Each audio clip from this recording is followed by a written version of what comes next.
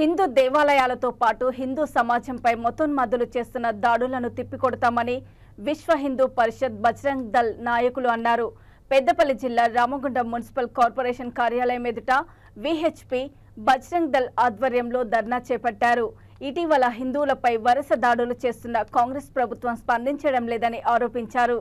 రాష్ట్ర ప్రభుత్వం ఇప్పటికైనా స్పందించి హిందువులపై జరుగుతున్న దాడులను కట్టడి చేయాలని డిమాండ్ చేశారు.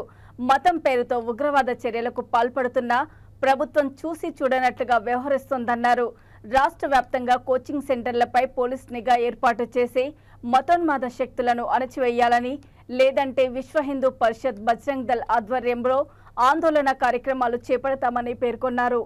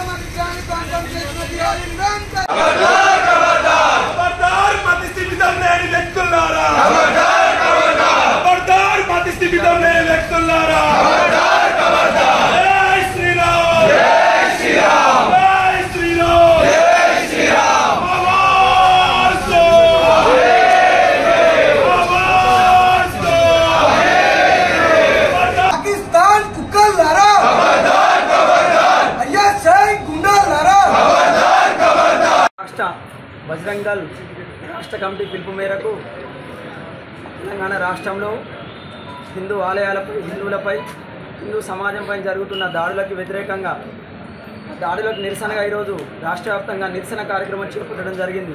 ఇందులో భాగంగా ఈ రోజున స్థానిక మున్సిపల్ కార్యాలయం ముందు ధర్నా నిర్వహించడం జరుగుతూ ఉన్నది.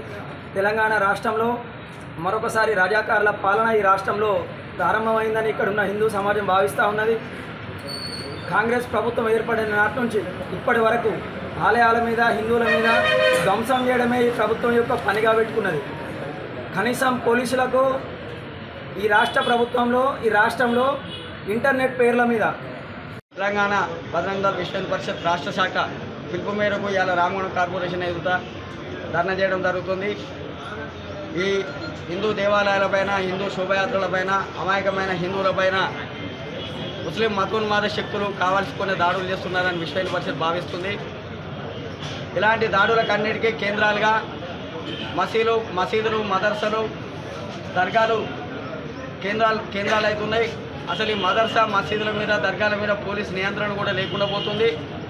ఇలాంటి దాడులు జరిగినప్పుడల్లా పోలీసులు ఏమంటారంటే వాళ్ళు డాక్టరేట్ చేసినట్టు వాళ్ళందరికీ మతిస్థిమితం లేరని చెప్తున్నారు. ఎక్కడ దాడులు జరిగినా మతిస్థిమితం లేని వాళ్ళు ఉంటారు. మరి వేరే వాళ్ళు ఏమైనా దాడులు ఎత్తిన వాళ్ళకి మతి కరెక్ట్ ఉంటుంది. అసలు ఈ మతిస్థిమితం లేని వాళ్ళందరినీ ఎక్కడి నుంచి జమ చేస్తారు అనేది పోలీస్ శాఖ కనీసం కూడా వాళ్ళ మీద దృష్టి పెడతలేరు.